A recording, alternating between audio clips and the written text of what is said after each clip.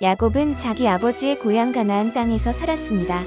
야곱은 나이가 많이 들어서 요셉을 얻었으므로 다른 아들들보다 요셉을 더욱 사랑했습니다. 야곱은 사랑하는 요셉을 위해서 화려한 옷을 만들어 입혔습니다. 한 번은 요셉이 자신이 꾼 꿈에 대해서 형제들에게 말했습니다.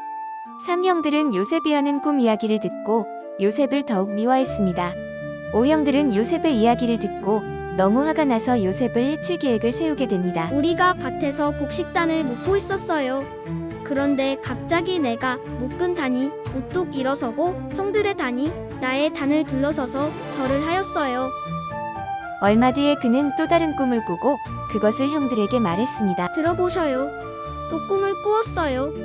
이번에는 해와 달과 별 11개가 나에게 절을 했어요. 어느 날 요셉은 아버지의 말씀에 따라 형들을 찾아 나섰습니다. 형들은 멀리서 오는 요셉을 보고 요셉을 죽이기로 결심했습니다. 하지만 르우벤이 형제들을 말리며 죽이지 말고 구덩이에 요셉을 던져 넣자고 말했습니다. 그렇게 요셉이 형들에게로 오자 그들은 요셉의 화려한 옷을 벗기고 구덩이에 던졌습니다. 그리고 요셉을 지나가는 미디안 상인에게 20냥을 받고 팔았습니다. 그리고 상인들은 요셉을 이집트로 데리고 갔습니다. 시간이 지나고 르우벤이 돌아와 보니 형제들이 이미 요셉을 팔아 구덩이에는 아무도 없었습니다. 르우벤은 형제들에게 돌아와 요셉이 없어졌다고 말했습니다. 그러자 형제들은 염소를 죽이고 요셉의 옷을 가지고 가서 옷에 피를 묻혔습니다. 형들은 피가 묻은 옷을 야곱에게 가지고 이 옷을 주었다고 말했습니다. 야곱은 요셉의 옷을 알아보고 요셉이 죽었다고 생각해 여러 날을 울었습니다. 이집트로 팔려간 요셉은 왕의 신하인 보디발의 집에서 살게 되었습니다.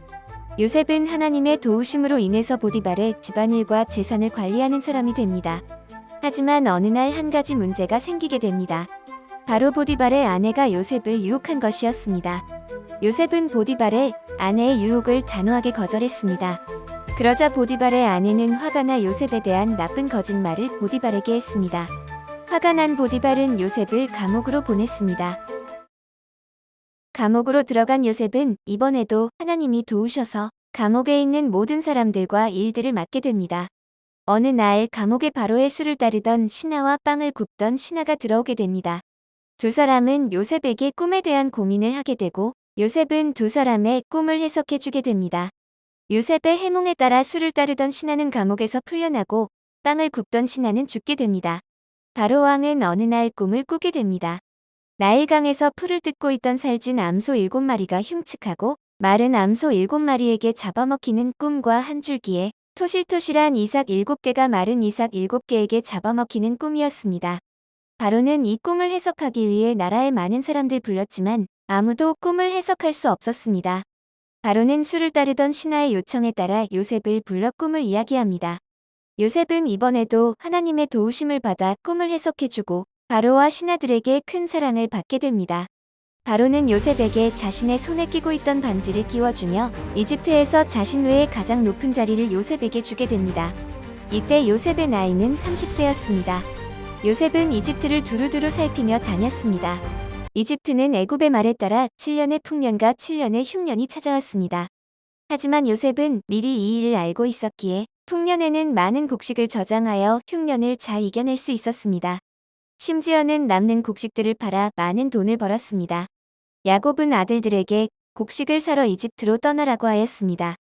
하지만 막내인 베냐민만은 떠나지 않고 야곱 곁에 남았습니다. 형제들은 이집트로 가서 요셉을 마주하게 됩니다.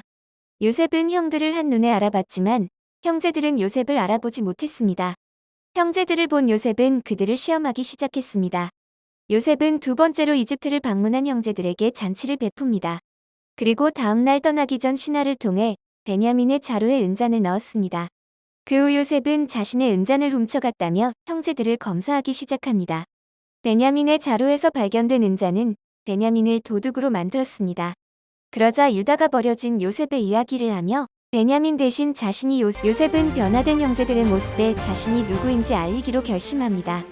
그리고 요셉은 주위의 모든 신하들을 물러나게 하고 자신이 형제들이 버린 동생 요셉임을 알립니다.